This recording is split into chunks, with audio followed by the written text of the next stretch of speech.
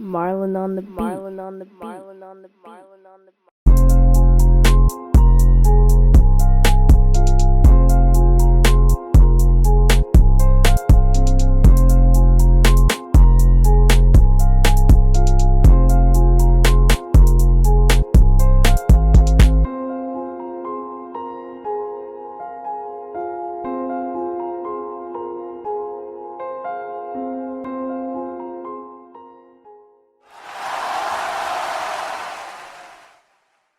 Welcome to On the Come Up, soon to be the #1 music podcast in the world. Had to fix the intro.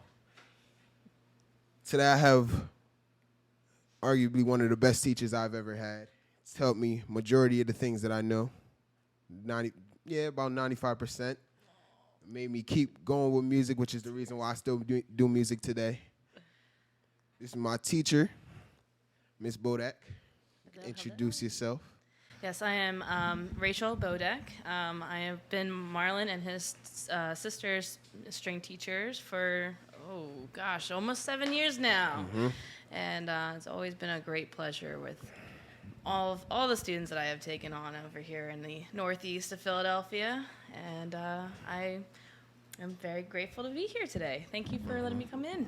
No problem. It's an honor, actually. Couldn't wait to do this podcast. This one meant a lot to me. Coming up, because I don't really know much about you before you got to arts and sciences. Where'd you come from? Like, where'd you grow up at? I'm originally from the suburbs out near King of Prussia. Originally from Malvern, Westchester area. So I've been traveled out here several years ago so that I can get closer to work.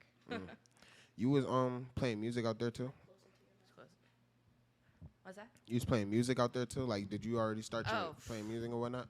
Yeah, I've been playing since I was 8. So I started with the whole orchestra in the schools. I remember my mom always telling me coming home that first day with that piece of paper and saying this might be the most wasted $50 of my life, and then it ends up being my entire career and lifestyle. So yeah, I've been with orchestras my whole life. I did some symphonies.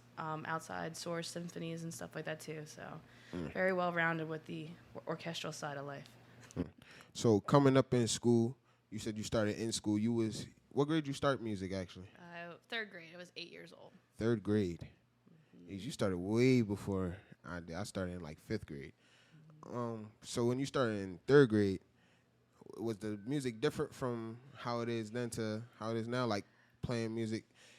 Is your style different? Yeah, the books have changed in time. The style really has kind of kept the same. It's been pretty well, the logistics of basics and everything. But I also got out of the school orchestra teaching because I was just excelling so fast. So I had gotten a little bored because I had nothing else better to do, and I wanted to have a group lesson with all the kids. Yeah. And a teacher at the time noticed the acceleration, so she ended up testing me one day, and she's got the ear for music, had her own little recital at 8 years old on the elementary school stage, and so after that she was by put yourself? her away. Yeah, just by myself. But I also, when I started out, I also did play a lot at my church. So my church got me the performance concept side. Been playing there since I was kids. I still have people in the congregation to this day that are in their 80s and 90s, but I remember when you were this big playing up on that church stage. And so yeah, very well rounded in both ways. Got a lot of years of the mechanical concept of learning instruments, and then the physicality, the more fun side of it. Yeah. Thank you. Thanks, Harm. So. Yeah. You was playing in church. You was playing the violin in church? Yeah. I started off very briefly on the keyboard piano. My sister is actually the piano player. She just stuck with that for quite an amount of years, but I ended up going to the violin and just piecing out keys altogether because I just wanted to play the violin. All right. So when you started playing music in school, what was the part that really kept you intrigued with it? Because I know when I started, I didn't really want to keep going. I wanted to drop it. I ain't gonna lie. I was there too. I was at one point about to lose leave everything behind too. I think every musician goes through a phase like that at some point, even if it's younger or older. But yeah, when I was younger, it's like kind of like the music for me was not that exciting, but that's also why my mom took me out of the schools. Not all the way out. Like I still was in school's orchestra, but she took me out to do side private lessons so that I can enhance myself further. And I ended up doing, actually this past summer, I just started my entire certification for this specific methodology called Suzuki. So it's a process of like learning from a triangle, from like your teacher, your parent, and the student. We all work together. And so it also enhances a student from beginners all the way up to college level if they persist after a certain amount of style things. So I studied under 2 teachers for all the rest of my elementary school time, and they were the ones that really got me to like learn that I have perfect pitch, that I have all these like abilities to enhance myself other ways. So that's kind of like the only thing that really kept me going really for a while. But then the performing in front of people, always, like at my church, always went back. Like every few Sundays, they'd be like, "Oh, can your daughter come in? Can she come play for us?" Like we'd play at the offertories. So that kind of kept it going. Is that what led into the for you falling into in love with music? Because I know that's kind of like my first love in a sense. That, in my opinion, now talk to my parents, they'd have a whole different like side of the story on this one. But for me personally, it's the amount of expectation that I was given because of taking these private lessons, and was very grateful to have prestige people, teachers in my life to be able to help me. But that just meant a lot of expectation, a lot of practice. Like every day, gotta practice. You need an hour a day. Like you need to. You want to go outside and play? No, you gotta practice first before you can go outside. Like all these things are just like, oh my gosh. But I didn't realize at the time that like practice didn't mean just play through for a straight hour and a half. Like I never really got that concept until I got older, until I went to college and realized, oh, this is the correct way to practice. But until then, I would go through all of my repertoire and all the stuff that I had to work on, and then I'd be bored for like an extra half an hour to 45 minutes because I would just do it real quick and be like, okay, now what? So then I ended up actually back before iPods and all this awesome technology nowadays, I would sit there and put my cassette tape and my headphones on in my room because I would close my door. My mom would think I'd be practicing, and all she wanted to know is she heard something. So like I fool them into thinking I was practicing because I was actually just listening to the radio and just playing along with the radio, and that's where my improv really like enhanced itself. And I've always been totally like involved with that part of playing music, and I think that's what kept me through. So you had mentioned just now that there's a right way to practice. What is it? Because I don't even think I know it. So what I have been told, many different ways of practicing, but the most efficient that I have learned in my own practice is focusing in only on sections. Now, it could take a lot longer, but see, when you're a musician and you're like, okay, I got this piece. Let's say, for instance, I've got this Havanese that I need to learn. I have a concert in a month. I have to figure out how to play this correctly. But when you go in and you do your sight reading, you run through the piece first, see where like sections are. So you start with like, it's almost like a tree, like you break it down. So the entire top of the tree is the piece. Okay. And then you have the sections that are like the hot spots. So you take hot spots, and my certification program actually just reinstated this last week, so it's perfect timing. You're going to get this nice and fresh out of my head. But, so then you take sections that you're like, okay, I need to focus in on this one, and this one. Everything else kind of falls into play. Fine, we can put that off to the side. And then you have to go a little bit deeper down into it and say, okay, where exactly are these spots that I keep messing up or tripping over and all that stuff? So then you go in and you hone into those little sections, and that's what you practice on. And it's not just to sit there and play it because you can create bad habits, just playing it, whatever. But it's very good to listen to the song, especially if you can get it down to exactly that part of the piece. Listen to whatever one you want to portray the most, like whoever plays it the best or sounds the best to you. And then you just kind of go over it. If you have a outsourced teacher, those are the best things to walk in with because you're like, oh, okay, you practice because you have 3 places that you want to like take time on. So then you just do that until you feel comfortable enough that you can play it almost with no effort. And then you go back and then you start combing through the rest of it. So it's almost like you're basically taking an entire like Lego set and smashing it apart and then taking the pieces and like putting them together like a puzzle and to come back to that huge concept. So that's my way of practice. Is I know it's a lot, and my students hate it.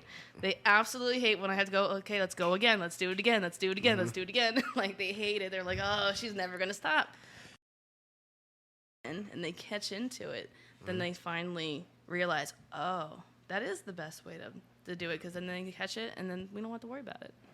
So when you was playing in the church, was you improving, or were you, like, No, a lot of that was, music? like, piano accompaniment, so I did a lot of like the classical rendition pieces. I mean, there were some times where I find some little like cuter modern ones and were appropriate for the church services, but they're all good in their own way. Okay.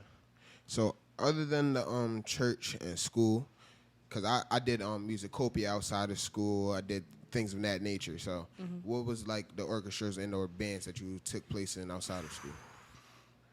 I know I'm getting old because it's just a list that I could totally like bring out of all the people that I've done and hang out with and played in the past. But I majorly back in like middle school, high school was all through school. Like the school orchestra, the pit orchestra we did our own performances of like the show tunes and stuff like that. So we had our own pit orchestra. So I was part of the pit orchestra. So I did that for 4 years solidly. And then after I graduated high school, the college I was going to didn't have any form of a musical. It was a community college, so they didn't have any musical connection. So I ended up, my mom told me one day, she's like, well, you know what? There's a college right down the road from us. It was a Catholic college. And she's like, well, they have a volunteer symphony. Why don't you go try to audition for the volunteer symphony? I was like, all right, sure. Keep it going, whatever. Why not? Yeah. And so I ended up going over there auditioning for this really eccentric conductor, but he literally walked into my audition with a Hawaiian shirt on and like flip-flops, and he's like, all right, play for me. And I'm like, okay, this is what I'm getting into right now. All right. But yeah, after I auditioned for him, he was like, yeah, I'm throwing you right in the first violin section. I was the youngest out of the entire section before they actually the college started having the students come in and perform in the orchestra too. So I was like literally one of the youngest ever to be in that group. And so from there I basically stayed with that symphony, but I did so many side projects because all growing up in high school, all of my friends knew I was the music person. We had what we called a music contract class back in the day, so all of our friends that played music ended up like trying so hard to get that elective, because it was just I'm not gonna say it out too loud here, but like it was basically a jam time. So, or like you focus in on your stuff. So it was like, oh, perfect. I can practice my stuff for my private lessons during this 45-minute class period. But then there's also the times where all the kids were starting to learn how to like jam out together and stuff. Yeah. So once I started meeting some other people and being friends with them, we would all like coagulate into the band room, and we would just sit there and jam out, just play whatever came to our heads. It's wonderful, wonderful students. Actually, one of the kids I remember being really good friends with, he went to Berkeley in Boston, and I have another one out in California, and I played with him in his band right when 104.5 was starting, and they had like the local band kids like try to come up with like songs and stuff, help them out, do that type of stuff too. So You good. but yeah, so all that's high school, and then college. I met up with a bunch of random friends. Like I'm always looking out for new people, because I did like reggae shows with a group, and anyone heard me play. I used to go to all the coffee shops and I'll play at their things too. So like that was like the best in networking at the time. So I just That's a good way to get your name out, especially for being a musician. Yeah. Coffee shops, open mics, things of that nature. Lots of pro bono. Like I mean, you don't even ask for money, because you just like, you know what? I'm here for the experience. Anyone wants me. That's where church and all those, they let me to like the wedding side of things. Like, oh, this is a violin player. She'll play at your wedding. She's pretty like, money's not too expensive. And then like also like turning into a private teacher myself, like I would always drive out. I would go places so that you wouldn't give anybody an option not to think about you, because you're like, oh, okay, well, you're going to come out here? Sure, go ahead. Like, Or like be like at the time I was like really under my pay status. I was like, yeah, $50 for a wedding, and they're like, sold myself short many times, but it pays off because now you build that rep, you build that network. Everybody, they're going to hear your music. They're going to hear you play. So over time, price eventually gets to rise up. Things like that. So I just want to ask a question real quick. How did you get that confidence to actually go somewhere and perform in front of a bunch of people? Like as you were saying that you went to go perform at a coffee shop in front of a bunch of people. How did you get that confidence? I close my eyes. You I don't think about where I'm at. You do it sometimes too, Harms. I've seen you play, and you get those moments where your eyes just kind of almost close, but like that's that space, like in your mind and your body that where you just go to because it's like your safe space. So it's like you get that musical like feeling that just overcomes, and then that's it. You just close your eyes. Like there's been times where I'll open my eyes and I'm like halfway across the room, and they're like, "We were trying to gear you back over here," but it's like it's whatever the move that when they call it the music takes you. That's that feeling. Yeah. So when you get a little nervous, I always end up at some point closing my eyes. I just did it last 2 weekends ago when I was up in the mountains playing in front of random strangers I've never met in my entire life. It was this huge festival. And my friend and I were the first time we actually got together with a guitar and violin. And next thing you know, it's like, just closed my eyes. And then just we went to town. Just went to town. So, yeah. Close your eyes, it helps. Just don't fall off the edge. When you got to arts and sciences, what was that like? Because I can say I was there. And I know how we were. We weren't the nicest, especially when we got new teachers. Oh, it was like open season. Well, now that I've gotten a lot of years under my belt, I have a very good way of explaining this because I have it too. And like, you know, the city culture versus the suburbial mainline culture is absolutely black and white. Like it's just, you can't get away from it because I was brought up in it. But at the same time, I gotta say, at least the one thing I'm extremely grateful for with working in this city and working in the school is the fact that I'm so grateful it opened me up so much more than I would have gotten anywhere else. So, like, yes, first year, tons of tears. I was calling my mom left and right. I'm like, I don't know what I am doing, what I made myself do here. Like, I was like, I am the whitest girl in this school. I am like, I have all these kids giving me a total hard time. I was like, I don't know if this is the right thing for me. But, you know, the best part about all that is, and then this is what I say to any of the new teachers that come in now and people that I've gotten to know over the years, they're like, I might want to teach. I have to say, arts and sciences, the best thing that they did is have Miss Erica Mack. She is by far, she was what got me through. Besides my friends and my kids, you know, certain people that like helped me along the way. That first 2 years, oh my God. I didn't know if I was going to make it. But, you know, I also was such a baby. I never taught before. Like, I've taught privately. Or I've been, you know, I've done, like, I was trying to go for education at one point in college, but I turned over to performance instead because that was just so much more of my niche. But Miss Mack, like, she gave me these, you know, she helped me out through everything. She just gave me some pointers, some tidbits. And the key is, you learn from them and you utilize them. You don't just sit there and say, okay, cool, thanks for giving me that knowledge, but I'm going to go do my own thing. That's where I see so many teachers fail, especially in like urban schools. If you want to try to be your own way and you don't listen and you don't communicate, Ms. Mack taught me how to have relationships with my students, how to care for them, how to be like, be a part of their families, be a part of their lives, be a part of like what they're doing. Not enough to be in trouble about it, but just be there. Like, be there with the families and connect to the community and stuff like that. And that really, it shows. I mean, she called me the other day. We were doing summer school at the school, and we had pre-K. I was in pre-K, so these are the upcoming kindergartners. I already have 4 of them that I know will walk in 2 weeks, 3 weeks from now, and they'll be like, oh, there's Ms. B. Like, they already know me. They already know how I play. And, like, it means I even talk to some of the younger students. They always say, oh, Miss Bodek's Miss Bodek's the mommy. Like, she's Mama B. She's Mama Bodek. Miss Max, she's fun. And then, you know, and then everything else goes down the way. And I won't discuss, you know, but they do pick out, like, they'll know who they feel more comfortable with. I have kids coming in since you came through. Coming in every morning. Just come in to talk, I'm hungry, grab a snack.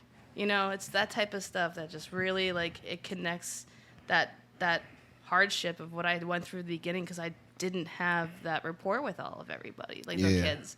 So you can't demand things from people if they don't trust you. That type of trust was really serious, and I figured that out over time, because as the years go on, the students might still be a little rough around the edges, but in time, you really, like, it didn't feel like a shock anymore. It was a culture for me. It was mainly the beginning. It was a culture shock, because I never dealt with that stuff. Like in my school growing up, you know, you come in with a bag of weed, you're out, you're gone, you're going to Coatesville, like you're going to a whole new place. Like, but like when you come into like a more of a urban setting, it's like that stuff that you would get in so much trouble for back in where you grew up. It's like normal.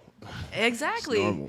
Exactly. So I'm very glad and very grateful that I have this, because now I go back and I'm like, I don't belong here anymore. Like that was, and I never really thought that was really my life. Like my mom grew up in the city. Like she is a Philadelphia born and raised, and then she moved out in the suburbs with my father. But it's just one of those things, like, you know, like there's something in your heart somewhere that just like you're like missing. This is where you need to be. Like so. When you had first came in, I remember I can't remember exactly how her name is, Denai or however it was. We was talking to each other. The teacher we had before, it was a guy. I can't remember his name, but we wasn't too fond of him. The music he was making us play and whatnot, it was kind of embarrassing in a sense, right? So going off of that, we see you and we was like, all right, we said to her, we was like, we're gonna give her hell for like the first 2 days so we know how she's gonna react to things, right? And then, you know, I had Carl too, and he was my partner in crime at the time, so he was gonna right. You held your own pretty well. Yeah. You held your own pretty well. From there though, it was over for me, because I was like, she actually likes music. She's giving me the music that I like to play, and like how you said, I come to school, instead of going straight to class, I'm coming straight to your room first. I gotta see you, I gotta say hi, I gotta pick up the bass for like 5 minutes and then go to class. I'd be late every morning. I ain't gonna lie, I was late to class every morning, but in my eyes it was worth it, right? Because I felt comfortable. Comfortable. It was perfect. And then there was a song that you had played, that you had let us play. It was like when Pirates you first came. Game of Thrones. I think it was Game of Thrones. And that was the first song that actually like took lead in a sense, because you know how it was back then. Our orchestra wasn't as how it should have been. I always say to everybody, I started off with like 10 kids, and it was the last year right before COVID happened, when it was just like I didn't realize it, because I've just been doing it for so long, that was the first year. Like Ms. Max pulled me aside. She's like, Rachel, do you see how many kids are in this orchestra? She's like, you have both level 1 and level 2 orchestra all in one. They're all working together, all levels. Like I got kids that can play 2 notes. I got kids that can play an entire like 3 or 4 octave scale. Like, but she's like, they're all working together. And I was like, that's that sense of community that I built. She's like, you built an entire program from dirt. Yeah. From nothing. Literally. It was like, I don't even think Carl was trying to be in orchestra. He was trying to go to percussion. Yeah. He was trying to be in percussion. Then you came. And I noticed that too. I know a lot of students that come right on and saying, I don't want to do this. But, you know, eventually, at some point, even if it's not even fully like them getting, my goal is not to get everyone to be a professional musician. Yeah. I was like, I will help you and give you something that will at least incorporate you for the next 4 or 5 years of your time here, and give you that sense of a place to be accepted. Yeah. No matter how crazy you are. We moved from that. By the end of that year, of your first year, I already knew, because I was in 7th grade at the time when I came back. In my head, you 7th grade? Yeah, you had me for 2 years. I was in 7th grade. 8th grade coming in, I didn't think he was going to come back, only because it was just a natural thing for the violin teacher, whatever teacher we had, to leave. They would always leave. So when you came back the second year, you was there, I was like, we are lit. That's that. I felt great. I was like, this is gonna be a perfect year, and that was the perfect year too. All the music, everything moved so perfect. Yeah, we moved to some mountains that year. I think everyone kind of got into the gist of knowing there's still like some beginning, like the upcomers at that time. Now it's like harmony was second grade when I started. Yeah. And that whole group has also changed over the years too. I mean, they're still wild and crazy kids, but they are way better at it themselves now. Like some of them, I never thought I was even gonna have them in majors back in when they were in second grade. Yeah. Like now they're like, everyone's like, I want to be in your class. Like kids don't even have any idea or want to be in music, but they just know I want to be in this class because this class is gonna be way better than any of the other classes. As much as I came home and hyped up that class, I kind of expected her to be in there. Expected her to be in there. There was this song that we had played. I don't know if you remember the name. I don't remember the name, but we was at the Chemo Center. We was just about to perform it at the Chemo Center, and right as we was about to start, my bridge popped. Yes. Bridge popped. It was and Mr. Bruce was thankfully there. He came and he fixed the bass. I didn't even get to play for that song. Oh no. I remember that song, but it had popped. Was it Hello? Was it? It Adele? was Hello. It was Hello. Okay. It was Adele.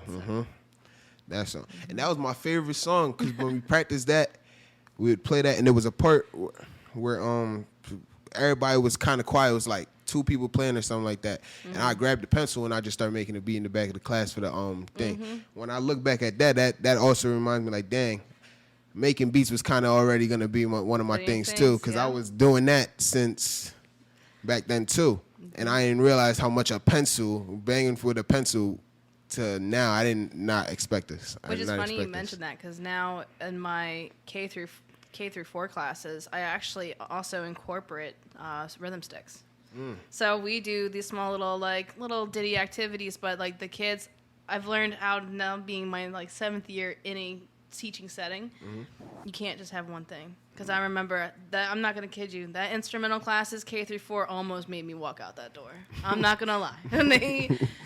Because I have such a huge passion for violin, especially because it is my main ultimate instrument, trying to teach little kids, but not saying that they're doing it on purpose, but like they just don't get the concept of like respecting the instruments and stuff like that. Yeah. Like I was emotionally like just bashed every single day, like watching kids literally step on them, like, and it's not all necessarily their fault. It's more of like I wasn't mature enough yet in my head to say, okay, how can we fix this so this doesn't happen again, or like how can we make them see it in a different perspective? Like that stuff's now, like that's where I'm at now in my career, like my maturity of being an adult teacher. I didn't even have the concept of that either, because I and most students used don't. to treat the bass like anything. Yeah, they just look at it. They're like, "Oh, it's here."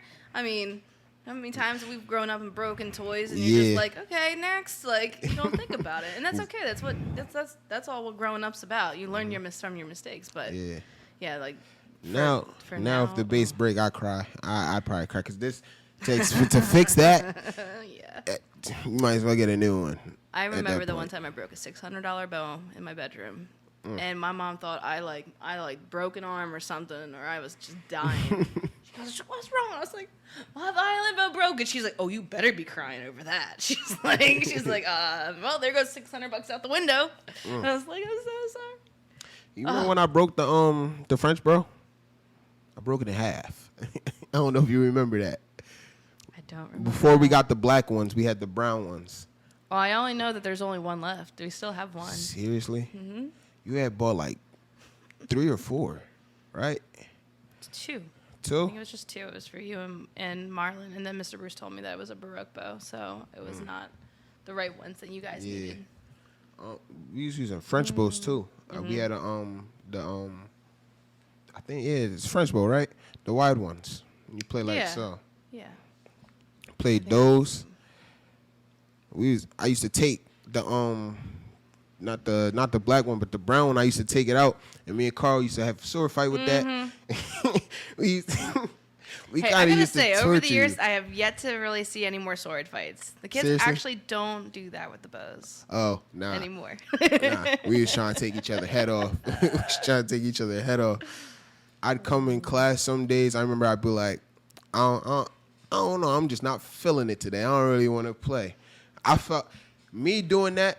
For the other kids, they was like, well, if she's not going to play. Exactly. It was, I was always like, well, come on, just a little bit. I have to encourage you guys to do a little bit. And once with me not playing, you realize how much leadership you had over all the other students. But I didn't look at it like that because we was all the same age. We all coming up doing the same thing. Mm-hmm. So it was like I didn't think people looked up to me as much as that, and I didn't realize that till I got to high school. Thinking back about it, your name was still rolling through that school for years afterwards too. For a while, like they were like, "Oh, wait, Marlon, like Jaden Hurtado came through."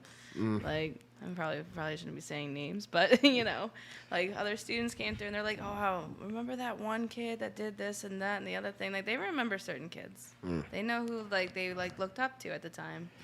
I mean, I tried to paint a good picture in that school. I tried to paint a good picture. If you ain't just see me either with the instrument, you saw me with harmony by the going home. That was the only 2 times you really saw me. That and I'd be in the hallways a lot. I used to skip class to come to your room. This is no news because it still happens to this day. Wow. I had kids last year right before COVID. Or the year before, they'd literally come in and be like, "Miss, I just don't want to be in my class right now. Mm-hmm. Can I please just come down? Can I help you out? Can I just sit in the back of your corner of your room?" And I did for some days. I let the students just come sit in the back. Mm-hmm. Kids looking over like, "Who dat?" I'll be like, "Don't worry about it. That's not your business." I used to just grab the bass. I play with y'all. Mm-hmm. In my eyes, I was like, they can't say I'm not doing nothing. So I was like, at least. And I passed all the classes, too. I had real good grades. So they couldn't really. Yep. I was on timing with that school. I can't remember what it was. I don't know if it was a meeting of some kind with the teachers and I don't even know if it was even school related. I think it was just a class I was taking at the time. But they stated primarily with the whole concept of the kids not wanting to go to school or not going to school. It was something with school, but either way, they only want to come for one thing, and that's what brought them in. That's what made them come to school to do the schoolwork. And even if it just is one little, I got an hour with Ms. Bodek, but guess what? I'm coming into school because I want to do just that. Or, I like my science class. I want to come in for that. They apparently, I've heard stories that some students had not even come to school, but they were never in any classes. Yeah, that was me. Never did any classes, but they're like, but they have attendance in this class. Why are they? Perfect attendance, perfect work done, things were met, but not any of that. I've always liked that too. I was a terrible academic student. I didn't have the focus, the drive, the patience, unless I was invested in something. Like math, forget it. I still to this day will probably pass with a D and be like, yeah, sweet, I got through it. But don't help me do a no checkbooks or anything like that. But music. Never had less than an A. Exactly. Like art, never had less than an A. But that's why my mom. I remember my 5th grade teacher. My mom had a conversation one time because my attention span was like so low in school. Just don't know if it was even just the teacher herself at the time, but she was also one of those teachers. I went back to school and said, "Oh, Miss Masters, how are you?" Like, "Oh man, I could go back for the specific teacher." She's like, "Yep, I'm gonna go back and see you." She actually put me up for like an achievement award in high school by the end of the year, and I'm like, I thought this lady hated me. Like, I was like, I thought she wanted to never see me again in my life. But literally, they were talking about putting me on medication because I wasn't paying attention. My mom's like, she doesn't need that. She's like, she don't want to do something if she don't want to. Yeah. If she doesn't like math, she's not gonna put any effort into it. Yeah. Like, so you see that a lot too with the kids. Math get crazy. I ain't gonna lie. Like from then to now, high school with math, it's kind of a blur. To say I do something right now. Algebra can go, take a ditch, and see you later. Bye. My first year in high school, I had failed algebra. And I had stopped going to class because I was going to my music class. I just go grab the bass and go into the side room and just play in there. Only because I knew that wasn't me. Like, I wasn't doing well. And the teacher that I had at the time, I didn't really like the way he was teaching me, so I couldn't grasp everything. So I used that as an excuse. Music goes for a lot of good excuse. Everything. Great excuse for everything.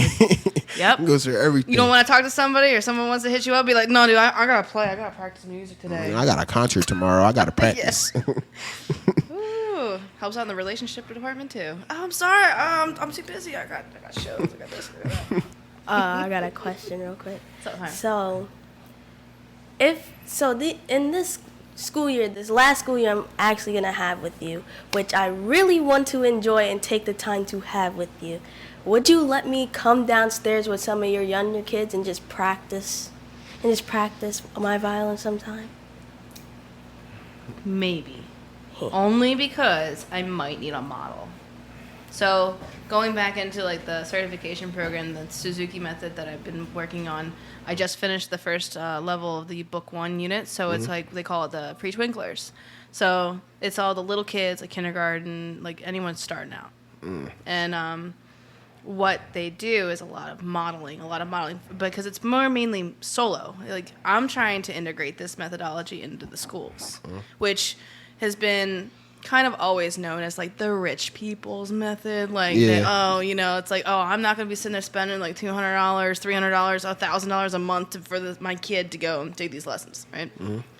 So this was actually one of my papers. My last week of papers, I had written that I wanted to integrate it into the school system, because I feel like again, just like what we were just talking about with the whole concept of math and not being good in certain places of academics, but like even though it allows students to not feel like they're not worthy, or they're not at a certain like stereotypical level to do something at, or like, because I see it now with kids, even just being a helper this past summer, and I wasn't being a music teacher, I was just being a helper in the classrooms with the kindergartners. You see a lot of students just shut down.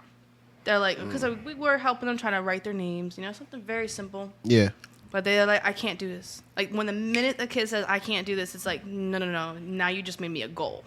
You just made me a goal myself to do my job, to figure out how we can get you from there to here and actually enjoy it. Because once they get past that little bridge, that little hump, then it's like, oh, this is easy. Like, I can't tell you how many students I have seen in the past say, I can't play like that. I was like, you will. And like, so like that concept of like trying to integrate this program into the school systems is just, it doesn't have to be all Suzuki. I mean, you have to know both. You need Western as opposed to like Western like theory and all the more hands-on stuff. But the Suzuki is what built my ear. It built that improvisation. It built me to listen. Like, we all listen to music. We can sit there and say, okay, you can put something on and maybe you've heard it 3 or 4 times and know almost the beginning parts of the lyrics or something like that. Yeah. That type of listening, that kind of concept where you're listening consistently over and over and over again, it's the way that they teach. And you go over exercises, over routine. Like, that's one big thing I tell everybody is, like, if you're a new teacher or if you're even trying to teach students on your own, like, it's gotta be a routine. Like, Harmony can tell you, what do we do when we come into class? What's the first thing we do when we come into class? Well, I always say the first thing that we do is that first you tune our violins, but then after we always run through like a little part of the piece and practice that one part. We practice the whole piece, and then we go through the places that we need help on the most. And then we run through the piece at the end of the class. And that's really what we do. And that's every day for an hour and a half. Every day. And even though that's a half hour because it takes you all too long to take your stuff out. But thanks, yes, exactly. So you have these routines. Like, everyone needs routines. Children need routines. Adults need routines. I need a routine. If I don't have a routine, I am a mess for an entire month on summer break. Like, I need to have like something I do every single day, or like, okay, I get up and make the bed. It's the first thing I do. Like, those type of routines for any form of like human existence needs to happen, because it just helps to get you to that next step. Like, there's days where I don't make my bed. What do? Nothing all day. But if I get up, the first thing I do is make my bed. That means, okay, I did one thing. Now what else am I going to do today? What you got to do after. So it's the same concept, kind of all this stuff together. And then it's also love. If you don't have it in your heart, don't do it. Yeah. That's what I always tell teachers. I'm in all these teacher threads. I talk to a lot of teachers, and they're like, I just can't do this anymore. I'm like, hey, then go find something else that you love. I was like, I'm just lucky, and I don't like to brag around my friends, because they all are like, oh, you think you got the perfect job, but like, you're in the city. I was like, I'm doing what I love. And I was like, and I'm sharing my knowledge to other people that will never be able to have this experience. So, yeah, comes together. Comes together. Yep. Everything is cyclical. So I wanted to ask you, when you was teaching me, what was the hardest part about teaching me? Because I know I was stubborn. I didn't like to listen a lot. I know I didn't. I was so confident in playing the music that I was like, I could feel like I could do whatever I wanted. And it's funny because I still deal with it to this day. Seriously? All of my students, male or female or pronoun or whatever, it's the cockiness in that sarcasm. Because I want to give it back, but it's like sometimes it depends on the day. If I'm like real feeling a little too sensitive inside, I'm doing my best to like not take offense to it.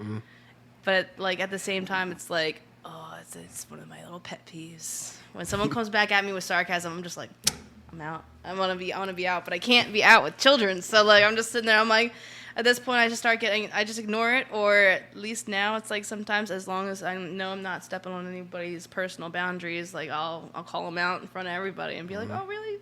You know what you're doing? All right, just show me. Play it. And then they're like, oh no. I'm like, oh really? So you thought you were gonna be all up in this moment here, and I just kicked you out with your kneecaps. You had did that to me. You done that to me one time, but I was actually able to play it.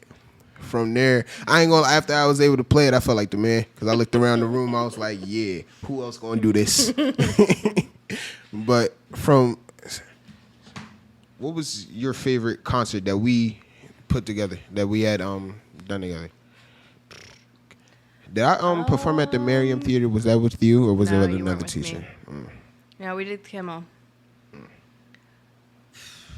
Like the best one out of my whole 7 years, or the ones that we did together? The ones that we did.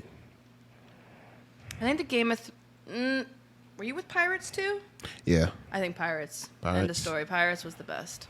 Yeah, I ended up playing that again in high school. That was one of the first songs we played. Nice. So You kind of already were ahead of the game. Oh yeah, I knew that song, but I actually had to read the notes this time. That's the one thing I get a lot of kids that come back. That's why I'm trying to. I'm always changing. Like as a musician, you always are constantly evolving, constantly changing, and like that's the one thing that I noticed with some of the students like yourself that moved on and gone to other places that do have the music and stuff. They come back and they're like, "Miss, you babied us so bad, so bad." I had a couple others. Aljavar, Harmony. Aljavar was one of them too. He came back and he was like, "Miss, what did you do to me?" He's like, I was so used to it's playing really melody. Hard. Yeah, he's like, it's so really used to playing hard. melody. I was like, yeah, well. I transitioned from playing the violin on the bass to playing into playing the bass. But that's how I learned how to deal and work with all levels too. Because now, don't get me wrong, I go walk into that school at like 6:00 in the morning. School doesn't start till 7:30. I'm in there early. I'm putting everything together. I'm putting the entire setup, the stands, the music. I'm sitting there at the copy and printer machine for over like a half an hour printing out all different kinds of music. I'm sitting at home the night before. When I get new pieces, I'm writing out every single level. What you mean, think about it. If I've got like 60 kids, all of them are all in different levels. I have like the group that can read the music, but they're too lazy in class to sit down with me and figure it out alongside, because the more, like, again, like you said before, like how, you felt that you were like the leader, you were on top because everybody followed you. Yeah. It's exactly what I try to tell my older students or the students that have this ability. It's like, don't be shy, don't be timid, and don't feel like you're being too much. Like, do it.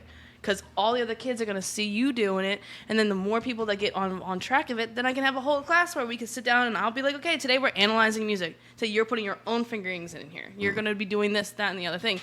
Not on their own to say, I can't do this. Yeah. But, like, to be able to say, oh, but you know what? This person can help somebody out, or this person can help somebody out. Not do it for them, but, like, explain and try to explain it to them the way that they can understand it. Because I had a professor in college that said to me, like, you know what? He's like, we're here for an hour and a half, and you know what I'm doing? I'm teaching 20 minutes. He's like, nobody, even adults, don't have more than 20 minutes of an attention span at one point in time. He's like, I'm not doing this. This was my theory professor. And Hated so theory. he did. He taught us for 20 minutes. The rest of the time, he even gave us tests where he's like, take it back to your rooms and meet up with each other. He's like, I don't care if you're all working together and working it together, and he's like, I'll know if you're copying. He's like, however, he's like, I'd rather watch all of you learn your own way because I know not all of you are going to learn from me. And that's also what I try to incorporate with my skills with the orchestra now, because like I noticed back when we were working together, I know where my strengths are. Yeah. Like I know still to this day I walk in, I know where the strengths are. It's like, okay, let me get on them. They're my cheerleaders to help keep the entirety of all the other kids, at least somewhat try to keep them in check. So when the leaders in the class when they act out, that make the whole orchestra fumble? Years ago, yes, but now, I mean, I know Harmony can say I don't play around much anymore when it comes to silliness and the acting up phase. Yes, you do not mess around with that anymore. I remember we were talking to somebody. I don't remember who it was, Harm, but you said, I was like, no, but you know when Miss Bodek gets mad, you don't want to be on her bad side. It's been like that since I said, if Miss Bodek doesn't eat her lunch and she's going to be upset, you do not want to be on her bad side. When we were younger, I remember me and Carl, we used to come to your room right before like lunch. Mr. Bruce. Yeah, right before Mr. Bruce got there. I used to leave the class, then go to lunch, then go to Mr. Bruce, I think it was. When Mr. Bruce was coming and he was telling me, he was like, because he was the one that kind of like opened my eyes to show me how much of a good teacher you are, right?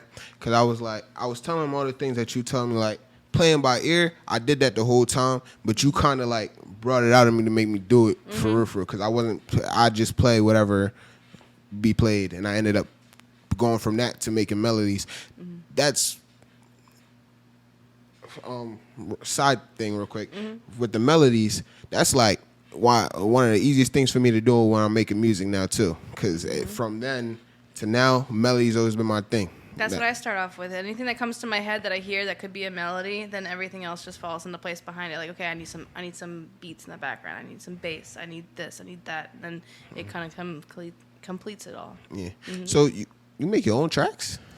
I did try this past summer to make one. I kind of got like inspired by the group I was playing with as a side guest. Wasn't even intentional, but it was kind of like this like electronic group, and so I was like, oh, let me go home and putz around with GarageBand. And I had a very good friend of mine too. He's just more of like a singer guitar entrepreneuring himself, figuring out what he can do and all that. And he mentioned about like making all of his stuff in GarageBand. And it's funny. Sometimes I swear. Sometimes I teach somebody, I learn too. That's like an Aesop Perlman quote right there. It's like, or he's like, I teach, I learn when I teach. That's the way it goes. And I basically he had no skills on the tablets and iPads, none of that stuff. Like he had at the time I met him, he had a Windows, right? And he was trying to do all this music stuff with Windows. I was like, boy, you gotta go to Mac. Like if you want to do anything, you gotta switch over. He was like, it can't process it. He fought me for months, like years. I've known him now for probably about 3 or 4 years, all the time. He was great. I mean, he did a lot of covers. You know, he was like the guy that would go to the bars and play guitar and sing and that kind of stuff. Hey. To each and everyone their own. I've been there too. I've done that type of lifestyle too. But like I was like the one that opened his eyes up, because I'm like, oh well, my students, like we're an iPads, we're a Mac, we're an Apple school. Our kids use iPads every day, and he's like, what? So I was like, yeah, and so I was like, well, let me show you. Let me at least like first off, tell me when you purchase a Mac product. I'll come over and I'll show you like the small, easy beginner steps. And from there, I remember the day he's like, oh, I bought myself an iPad. Like, how do I do this? I came over, showed him, like, the little odds and ends of GarageBand. It took off. Now he's showing me things. Like, I was like, how do you automate this? He's like, oh, you have to go here. And I'm like, oh, okay, because it's been so long that I've used it personally. So from there, I was like, well, I've learned all this material now. Like, I have all this knowledge from him and I teaching each other. That I'm like, well, I know what to do. I can make beats. I could go through the library of the plethora of different things that you can put in there. I mean, I don't even know if you have to like write off your like life when you want to like record them like initially for Apple, so they get all your money. But no, they let you use them. They let you use free? them. Yeah, they royalty free. Oh, yeah. Okay. All right. I was always wondering. I was like, great. I need this awesome song. They're gonna be like, I want your rights. I want your social security number. Like, I want all your life just to be able to use these 3 beats. And I'll be like, well, that's good to know. I'm glad that is the thing. But yeah, so I tried to when I first started, I used to use those, but then I tried to like back off from them only so I can make my own sound, so I can have my own sound. My like when I put on a beat, if it's mine, 9 times out of 10, you're gonna know off the rip because it's gonna have strings in it. All my 95% of my beats have strings in it. I can't help but to put strings in it. So. That also makes you unique too, because I know I have a very special like type of genre that I like to fall into, and I think I flow the best with it. I mean, I'll play anything and enjoy everything, but I think like the one thing that I could literally like close my eyes and get lost to for hours is like the mixture of like electronica, like progressive rock, and like making all that into one. I was just having this conversation with a friend of mine, another musician friend of mine, the other day. And I was like I was like, you don't hear, like everyone knows Lindsey Sterling. Everyone knows Andre Rieu. The older generations know Andre Rieu, or like any of the other like violinists that are out there, or the classical ones like Josh LaBelle, Hilary Hahn. I found Josh LaBelle before I found Lindsey Sterling. Yeah, and that's one of the things I hate when everyone asks, do you like Lindsey Sterling? I'm like, she is her own person and her own being. I personally do not care for it, but I respect her as a musician. Yeah. Either way, I was having this conversation. I was like, what would be super cool is like if I could take violin and do the prog rock lifestyle with violin, not really necessarily with all the other things, like maybe like some drum, bass, guitar, maybe a little bit vocals or whatever. I was like, I have yet to see a violinist out there that does all the backtracking and beats and stuff like that. Like I bought myself a really wonderful loop pedal this past summer, and like I want to hone in on some extra skills on that type of stuff. But I was like, you don't hear it with violin. You hear it all the time with like people who play guitar or keys, or or like there are some smaller groups that do like one-man bands that do use a loop pedal and stuff. Yeah. But I want to create like full tracks. And I am. And I'm also sourcing local people too. Like I have a friend out in the mainland that does do his own track beats. He creates them all. He sends me clips all the time. I was like, I want that one. I was like, I'll pay you for that one, and I want to use it in my stuff. So like always using local too is very, very helpful. But yeah, I definitely went off on a rant. I can't remember the whole purpose of this conversation. You was talking about melody. Oh, melody, right. But that's it. That's all. It's where it starts.